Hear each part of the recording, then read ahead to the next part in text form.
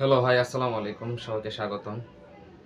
দীর্ঘদিন পর একটা ভিডিওতে নিয়ে আসলাম বা বানাচ্ছি আরকি। দেশের যে অবস্থা দেখতেছেনই তো, কারেন্টের যে অবস্থা, বিশেষ করে যে ভিডিও বানাতে যাবো কারেন্ট নাই, বা গরমে এমন একটা অবস্থা হয় যে এখন যে ভিডিওটা বানাইতেছি এটা কিন্তু আমাকে ফ্যান অফ করে বিকাল টাইম বানানো হচ্ছে, কারণ সন্ধ্যার পর আবার কারেন্ট চলে যাবে। যাই হোক, আজকে যে বিষয়টা নিয়ে কথা বলতে চাইতেছিলাম সেটা হচ্ছে, আজকে আমাদের জুম্মার দিন মুসলমানদের, আপনারা সবাই জানেন। মসজিদে আজকে হুজুর, প্রথমে সরি বলিনি, বাইরে বাচ্চারা অনেক খেলতেছে, যেহেতু বিকাল টাইম আওয়াজ আসতে পারে। আজকে হুজুর মসজিদে ধৈর্য বা সবর, এটা নিয়ে কথা বলেছেন আর কি। তো আমার কাছে বিষয়টা খুব মনে হচ্ছে গুরুত্বপূর্ণ, বা এটা নিয়ে দুটো কথা না বললেই না। এটার সাথে রিলেটেড একটা কথা বলতে চাই, সেটা হচ্ছে, আপনারা জানেন যে কিছুদিন আগে একটা ছেলেকে ছুরিকাঘাতে মেরে ফেলা হয়েছে। এটাকে আমরা হত্যাকাণ্ডই বলতে পারি। কারণ হচ্ছে, সে কিছুই করে নাই, সে একটা ভার্সিটির সামনে চা খাচ্ছিল ফ্রেন্ডদের নিয়ে। ঘটনাটা সবাই জানেন। আরেকজনের গার্লফ্রেন্ড তার বয়ফ্রেন্ডকে বিচার দিয়ে নিয়ে আসে। যাক, সো এখন যেহেতু ছেলেটা মারা গেছে, তো তদন্ত সাপেক্ষে বা কেন মারছে, ধরে নিলাম মেয়েটাকে নিয়ে হাসাহাসি করছে, বা আদৌ কি মেয়েটাকে নিয়ে হাসাহাসি করছিল কিনা, এখন আমরা এটা জানার উপায় নেই। বা সাথে যারা ফ্রেন্ড ছিল তাদেরকে জিজ্ঞেস করলে হয়তো জানা যাবে। আর যারা খুন করছে, সো আমাদের ভিতরে একটা সমস্যা আছে। সমস্যাটা হচ্ছে কি, আমরা বিশ্ববিদ্যালয়ে গেলে অনেক ছেলে মেয়ে মনে হয় যে ছোটোখাটো নেতা হয়ে যায়, ঠিক আছে? আর ওর ক্যাম্পাসের এলাকাটা মনে হচ্ছে ওর নির্বাচনী এলাকা, বা হচ্ছে তার পাওয়ারের জায়গা। এটা আসলে আমি নিজেও কলেজ ভার্সিটি পার করে এসে দেখছি, নিজের ভিতরে কখনো ওই জিনিসটা তৈরি হয়নি, বা আমি এটা পছন্দও করি না। সো এটা, এই মেন্টালিটিটা থাকলে হয়তো বা আমাদের দেশের যে ছেলে মেয়েগুলো আছে তাদের পড়াশোনা, বা তারা কি শিখতেছে না শিখতেছে, এটা নিয়ে আসলে প্রশ্ন করাই যায়। সো ব্যক্তি স্বাধীনতা সবারই থাকবে। একটা মেয়ে কিভাবে হাঁটবে না হাঁটবে, বা একটা ছেলে চা খেতে খেতে কথা বলবে, হাসবে, দুই দিকেই আসলে সমস্যা আছে। ছেলেটা চা খাইতে খাইতে মেয়েটার দিকে ইঙ্গিত করে হাসছিল কেন, সেটাও আসলে একদিক দিয়ে ঠিক না। মেয়েটাও বা ওখানে থাকাটাও আসলে কোনো মানে ভুল না, কিন্তু এর ভিতরে কি আরো অনেক কথা ছিল কিনা। যাক, তো আমার কাছে মনে হয় যে বিশ্ববিদ্যালয়ে পড়ো স্টুডেন্ট হচ্ছে পড়াশোনার শেষ স্টেপে আছে, তাদের ভিতরে মনুষ্যত্ব জ্ঞান অন্যান্য মানুষের তুলনায়, যারা কলেজে পড়াশোনা করছে বা কলেজ পর্যন্ত, বা যারা এসএসসি বা আরও যারা নিচে, তাদের থেকে বেশি হওয়া উচিত। কিন্তু ভার্সিটিতে পড়া পোলাপাইন বা যারা পড়ে, তারা নিজেদেরকে ছোটোখাটো নেতা মনে করে। সো এই নেতামোগুলো আসলে আমাদের দেশের জন্য সাময়িকভাবে ক্ষতিকর, এটা আসলে উচিত না। তারা কিন্তু তাকে মেরে না ফেলে কি করতে পারতো, যে তাকে বিশ্ববিদ্যালয়ে নিয়ে এসে কর্তৃপক্ষের হাতে ছেড়ে দিতে পারতো না। এখন হচ্ছে কি, দেশের এমন একটা অবস্থা তৈরি হয়ে গেছে যে সবার হাতে পাওয়ার আছে। দেশে কোনো আইন নাই, দেশে কোনো শৃঙ্খলা নাই, দেশে কোনো আইন শৃঙ্খলা রক্ষাকারী বাহিনী নেই। আমরা নিজেরাই হচ্ছে বিচারক, নিজেরাই হচ্ছে আইন শৃঙ্খলা বাহিনীর দায়িত্ব পালন করতেছে, এমন একটা অবস্থা। এটা আসলে খুবই চিন্তার বিষয়। আর আপনারা যারা আমার ভিডিওটা দেখতেছেন তাদের সবাইকে আমি অনেক বেশি মিস করছি।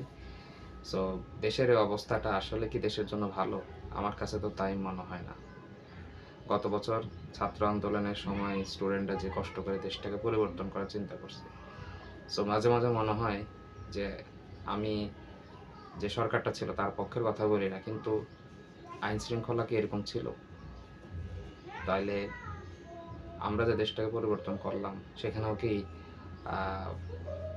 মগের মূল্য হয়ে গেছে যে যার যেটা মন চায় সেটাই করবে? তো কথার টপিক ছিল আসলে ধৈর্য, অন্য কথায় চলে গেলাম।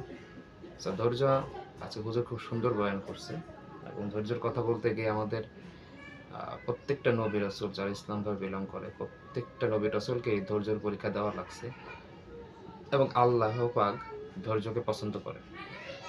তবে মানুষ হিসেবে আমরা, পার্সোনালি আমি নিজেও, আমরা অধৈর্য একটা প্রাণী। কখন হবে, হচ্ছে না কেন, হলো না কেন, তাড়াতাড়ি হইতে হবে, দেরি হচ্ছে কেন, আমরা আমাদের লাইফে এই প্যারাটা নিয়ে থাকি। আমি প্যারা নিলেও আল্লাহ নির্ধারিত জিনিসটাই হবে, এবং আমি প্যারা না নিলেও কিন্তু ওইটাই হবে। সো প্যারা নিয়ে লাভ হলো কি? সো প্রত্যেকটা মানুষই যারা ভিডিওটা দেখতেছেন, সবাই যে অনেক বেশি ভালো আছে তা কিন্তু না। অর্থনৈতিক, মানসিক, শারীরিক ৩ টা অবস্থানই হয়তোবা কষ্টে আছে, অনেক কষ্টে আছে। তারপরও আমাদের আসলে কিছু করার নেই ধৈর্য ধারণ করা ছাড়া। এই জিনিসটা মনের ভিতরে যারা একদম স্থির করে রাখতে পারে, তারা দেখা যায় কি বিশাল বিশাল বিপদেও কিন্তু একদম কুল হেডেড, অর্থাৎ একদম ঠান্ডা মাথাতে তারা চিন্তা ছাড়া খাচ্ছে যাচ্ছে, তার সামনে এত বড় একটা বিপদ বা বিপদ চলতেছে কিছুই মনে করে না। সো আমি আশা রাখবো আমার ভিডিওটা যারা যারা দেখবে, আমি যাদের জন্য ভিডিওটা বানাই বা আমি নিজের জন্য মাঝে মাঝে বানাই, তাদেরকে একটা কথাই বলবো যে ধৈর্য ধারণ করুন, ধৈর্য ধারণ করতে শিখুন বা ধৈর্যশীল হওয়ার চেষ্টা করুন। মানুষ মানুষকে আঘাত করে, মানুষ মানুষকে কথা দিয়ে কথা রাখে না, মানুষ মানুষের সাথে প্রতারণা করে। ধৈর্য ধারণ করুন। আল্লাহ যেহেতু বলে দিয়েছে যে একটাই তোমার উপায় আছে, তুমি ধৈর্য ধারণ করো, এছাড়া তোমার আর কোনো কিছু করার উপায় নেই। আর সাথে এটাও বলবো যে কিছু কিছু জিনিস যাদের করা উচিত তাদেরকে করতে দিন। আইন শৃঙ্খলা বাহিনী বা যারা এটার দায়িত্বে আছে তাদের কাজটা তাদেরকে করতে দিন। আমরা নিজেরা বিচারকের ভূমিকা পালন করে এখন লাভ হলো কি, যে ছেলেটা ওই ছেলেটাকে মেরে ফেলছে তাকে কিন্তু এখন অলমোস্ট জেলে যাওয়া লাগছে এবং হয়তো জেলেই গেছে, আমি যতটুকু জানি। ঘামের অবস্থা, গরমকাল যেহেতু চলতেছে, কারেন্ট নাই সরি বলতেছে, মানে কারেন্ট থাকে না অধিকাংশ সময়। সো এই জন্য ভাবলাম যে সন্ধ্যা হওয়ার আগে ভিডিওটা বানাই ফেলি, তাহলে কিন্তু ভিডিওটা বানানো হবে না। আমি অনেকদিন ধরে চিন্তা করতেছি। আর আরেকটা বিষয় না বললে না, সেটা হচ্ছে গরমকাল যেহেতু চলতেছে, একটু বেশি করে পানি পান করিয়েন, গোসল পারলে 2 বার 3 বার করে করেন। আর আমি পার্সোনালি দেখা যাচ্ছে আমি চেষ্টা করি যে একটু বেশি গোসল করলে ঠান্ডা লেগে যায়, কিন্তু দেখতেছি যে অসম্ভব না। সকালে একবার করে গোসল করলে সারাদিন শেষে ঘামে এমন অবস্থা হয় যে গোসল করলে কিন্তু রাত্রে একটু ঠান্ডা, একটু শান্তি লাগে, ঘুমানো যাচ্ছে আর কি।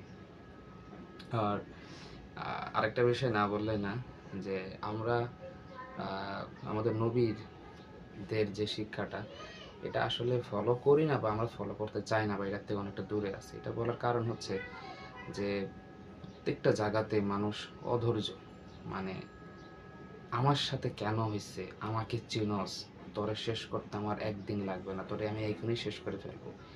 এই মেন্টালিটি আমাদের ভিতরে প্রচুর পরিমাণে আবদ্ধ, যেটা আসলে সামগ্রিকভাবে দেশ হিসেবে একটা টক্সিক অবস্থা। সো আপনি রাস্তা দিয়ে যাচ্ছেন, একজন মানুষ আপনাকে ধাক্কা দিয়ে ফেলে দিল, আপনাকে দাঁড়ায় তুই কোন এলাকার, তোরে দেখে নিব, তুই আমার চিনস, শুধু শুধু কতগুলা অশান্তিকর একটা পরিবেশ। ঠিক আছে ভাই, একটু খেয়াল করে হাঁটবেন না, ইটস ওকে, শেষ। আমাদের বাঙালির ভিতরে মেন্টালিটি নাই, এবং আমরা এটা পারিবারিকভাবেও এটা দেখতেছি যে কোনো একটা ছেলে যদি ওরকম মেন্টালিটি থাকে যে কিছু বলে আসলো না, তখন ফ্যামিলি থেকে বলা হয় যে তুই কি ভীতু নাকি, তোর ভিতরে পুরুষত্ব নাই, তুই ওখানে কিছু কথা না বলে আসস না কেন, হ্যাঁ, তোর সমস্যা কি, ফোন দিয়ে লোকজন ডাকস না কেন, আমাদের ফোন দিতে। এই একটা হচ্ছে অবস্থা। এর মানে এই না যে আমরা ভুলের প্রতিবাদ বা অন্যায়ের প্রতিবাদ করবো না। একটা মেয়েকে হ্যারাস করা হচ্ছে, সেটা প্রতিবাদ একরকম জিনিস, কিন্তু একটা মানুষকে পিটিয়ে দিনে রাত্রে মেরে ফেলা টোটালি ভিন্ন জিনিস। দুইটাকে একসাথে জাস্টিফাই করা যাবে না। সো আশা রাখি আমার যে ভিডিওটা যারা যারা দেখতেছেন বা যাদের পর্যন্ত গেছেন, ভালো জিনিস শেয়ার করার চেষ্টা করবেন। আর আমার ভিডিও অনিয়মিত হয়ে যাওয়ার কারণে আমি জানুয়ারিতে অনেক বড় বড় কথা বলছিলাম যে বানাবো এটা সেটা, তবে কর্মক্ষেত্রের যে ব্যস্ততা, লাইফের কিছু পার্সোনাল অনেক কিছুই থাকে মানুষের, সব কিছু মিলায়ে মাঝে মাঝে আসলে বানানো হয়ে ওঠে না। আবার যখন বানানোর একটা মুডে চলে আসি বা আজকে ভিডিও বানাবো, তখন কি হয় যে কারেন্ট থাকে না। কারেন্ট না থাকলে আমি লাইট দিয়ে বানাইলেও কিন্তু ভিডিওটা অতটা ভালো আসবে না, আর গরমের ভিতরে বসে কিন্তু ভিডিও বানানোও যায় না। সো আজকে আমার এই ভিডিওতে মেসেজ এটাই, সেটা হচ্ছে সবাই সবাইকে ভালোবাসার চেষ্টা করি, সহনশীল হই, ধৈর্য ধারণ করি, দেশের প্রত্যেকটা মানুষকেই ভালোবাসার চেষ্টা করি। অন্যায়কে অবশ্যই আমরা সাপোর্ট করি না, অন্যায়কে অবশ্যই আমরা রুখে দাঁড়াবো, কিন্তু মানবিকতাটা যেন ভিতরে থাকে। সবাইকে মেসেজটা দিয়ে আজকের মতন ভিডিওটা এখানে শেষ করতেছি। সকলে অনেক ভালো থাকবেন, সুস্থ থাকবেন, এবং হ্যাঁ, গরমকালে বেশি বেশি করে পানি পান